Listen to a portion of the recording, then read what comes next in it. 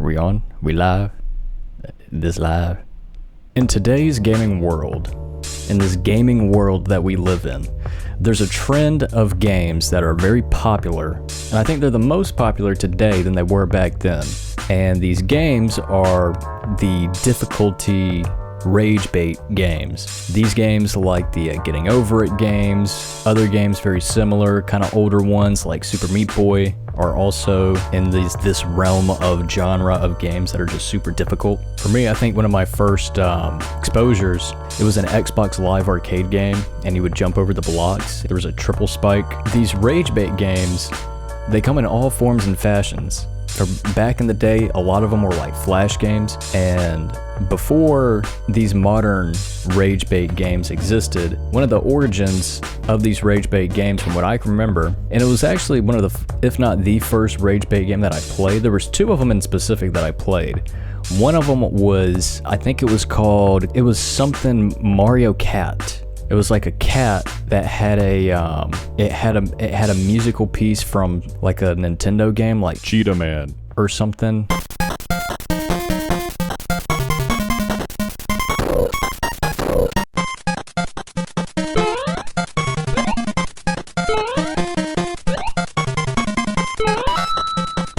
But you were this cat playing like kind of like Super Mario Brothers. Like the maps kind of looked like Super Mario Brothers, but it wasn't. Like it mimicked the first few levels of Super Mario Brothers, but it wasn't. It was just a difficult game. It was just a game that like lured you into traps in the game that would like kill you. It was a rage bait game. Like it was intentionally difficult, and it had tricks set throughout so that it would be very difficult to complete the map or the game or the level. That was the first one that I played. That was like designed specifically to enrage the player. The second one that I played, and this was the big one, and in this case it was actually a good game, was I Wanna Be the Guy. I Wanna Be the Guy is unironically, even though it's still kind of classified as one of those difficult games, it's actually a good game. Came out in 2007, and I think around this, and this is before the times of like, to give like clarity on like the time frame, this is around like the time frame where like flash games were very popular, like Armor Games, websites like those. On those websites, it was very easy to find like a rage-inducing game, like a difficult game, like the Impossible Quiz, or the Impossible Game.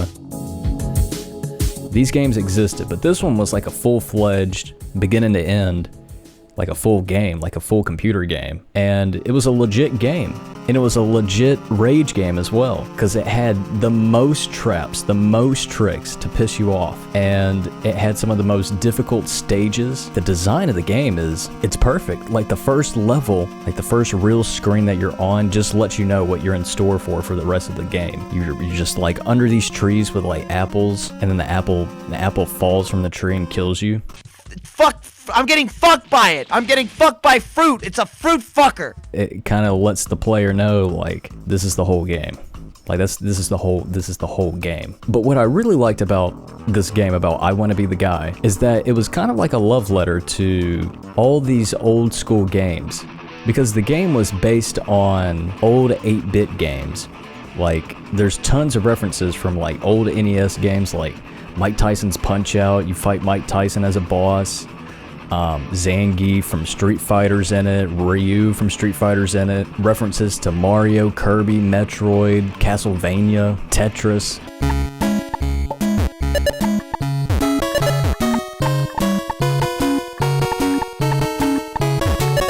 All these elements from like old games is built into this game. And I think that might be one of the reasons why I Wanna Be the Guy is like just punishingly difficult, is because a lot of games back in the day, those old Nintendo 8-bit games, are just super difficult. They're just very, very difficult. They were built different back then. So they kind of built the game around all these old school references of or basing it around like these old video games. But they put the soundtrack into it, and they made the difficulty kind of representative of how difficult games were back then. I really liked I Wanna Be the Guy because, I mean, it did have a lot of fantastic music. It actually introduced me to video game music that was like very popular at the time that I hadn't heard of up to that point. Like Mega Man soundtrack is in this game.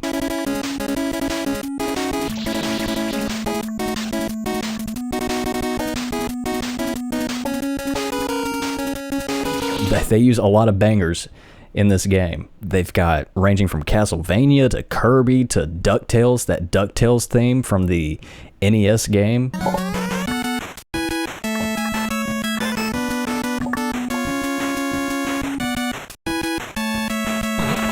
In this portion where you're like on a cart riding to the castle to where the guy is. Honestly, if I had not played I Want to Be the Guy, I would never know that that soundtrack existed from DuckTales. And it's fantastic. If you browse like video game music on YouTube, you would like eventually find like tracks that were in this game, like the DuckTales soundtrack or some of the Mega Man soundtracks, or just a range of different pieces of music from video games that were in this game as well. Again, this whole game is based around like old 8-bit Nintendo type games. But for, 2007, those games really weren't that old. Oh, and speaking on the soundtrack, one of the bosses in this game is Bowser from Super Mario World. And when I heard that track fucking floored me. First of all, that boss took me forever. I don't think it took me as long as the Castlevania as Dracula from Castlevania. That boss pissed me off so fucking bad.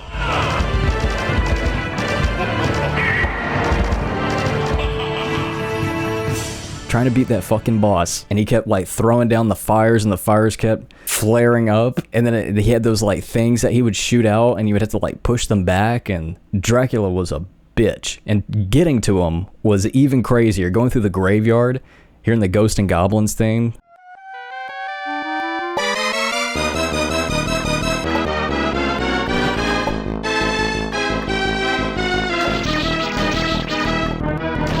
That whole graveyard section just gives me nightmares. But what was I saying? Oh, but the soundtrack from Super Mario World, when you're fighting Bowser, who ends up being Dr. Wily, like as like a twist, I guess. But that soundtrack is banging. It's got the double bass playing.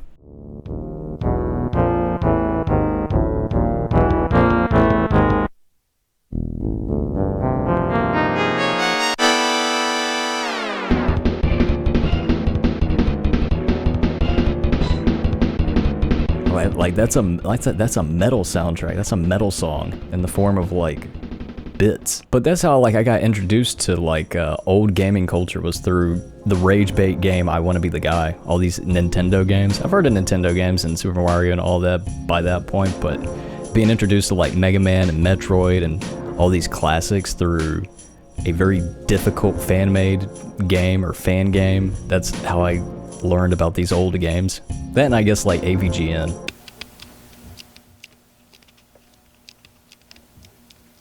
What the ass? This game was supremely popular though, and what was even more astonishing is that there were a lot of games that like mimicked this style. Like there was a sequel, or like part of a sequel. I don't think they made like an entire sequel. They had like a demo of a sequel, and I actually remember playing it. It was called like I Want to Be the Gaiden, or I Want to Be the Guide to Gaiden. It was because I remember it was like it was parodying Ninja Gaiden. But then there was also I Want to Be the Boshi. I Want to Be the Boshi. That's a popular one, and in speedrunning, that's a very popular one as well. I think that's more popular than I Want to Be the Guy. I don't think I Want to Be the Guy is that popular in speedrunning, but I Want to Be the Boshi, however you say that, is very popular in speedrunning. I Want to Be the Fan Game is also another one. I don't know how popular that one is, but there's a lot of like spin-off games that are very similar to the structure of I Want to Be the Guy. But yeah, very popular game, and I kind of wanted to highlight I Want to Be the Guy because I thought about it recently, and I said to myself, oh, it's been forever since I even thought of that game. That game was awesome. It pissed me off so bad. It was fun. That was the first time I've ever had knees weak, palms are sweaty. I'm pounding on the keyboard already or something. But this game was so difficult, but it was like fun, and it was free. So it was like, for me at the time, it's like, okay, it's a free game. I don't care how difficult it is. It's popular. I'll play it. I'll beat it. Looking back on it compared to like modern difficult games, it's probably really not that difficult by today's standards of like all the modern ones that are just rage-inducing from the get-go. But it is one of like the first like fully fledged rage bait games. It might not be. There might actually be other games out there, but this is like the first one that I remember that was actually like very popular, and wanted to highlight it because there's a lot of those. There's a lot of these rage bait games now. Every game is a rage bait. It's for Twitch views and YouTube views and such. But for 2007, someone made it just to make it, and they actually put polish into it, and like it's like decent. Like the art style is cool. Like the way that the game is built is actually like it's actually really cool. Like it's a cool, well-built game that has like cool references and such. Modern rage bait games are just like there just to piss you off. They don't even reference anything cool. Like you don't feel cool playing it. You don't feel cool when you beat it. You just play it because it's gonna make you mad. This game at least had a cool soundtrack, and it was kind of cool to play it. The controls in the game were really cool. The controls were like very tight. You can like double jump, you can wall jump. There was like different things that you could do like in the movement. The movement felt crisp. These modern rage bait games are like the controls suck intentionally to a degree. There are some games that have good controls, but a lot of them have it to where not only is the game difficult, but you're hindered because of the controls. The controls are dog shit as well. But I Want to Be the Guy actually had decent controls. You had like a little gun that you could shoot, and then you could do like some pretty cool movements throughout the entire game. That's what made it so much more like rage-inducing, is that if you died or if you failed, it was kind of your fault because the controls are actually very crisp. It's like, yeah, okay, you died from the thing that fell because you weren't expecting a spike to fall and kill you, or you weren't expecting to get crushed by something. That's an unfair death. But if you get killed from it again, it's your fault because you knew it was there, and you actually have the capabilities to dodge it because the controls are actually very fluent and very tight. Modern rage bait game, you fall over and you're screaming because you can't get up for 3 hours. You're a big baby with a onesie on and you're just falling all over the place. Or you're in a pot and you're pulling yourself up with a sledgehammer. Ow! No!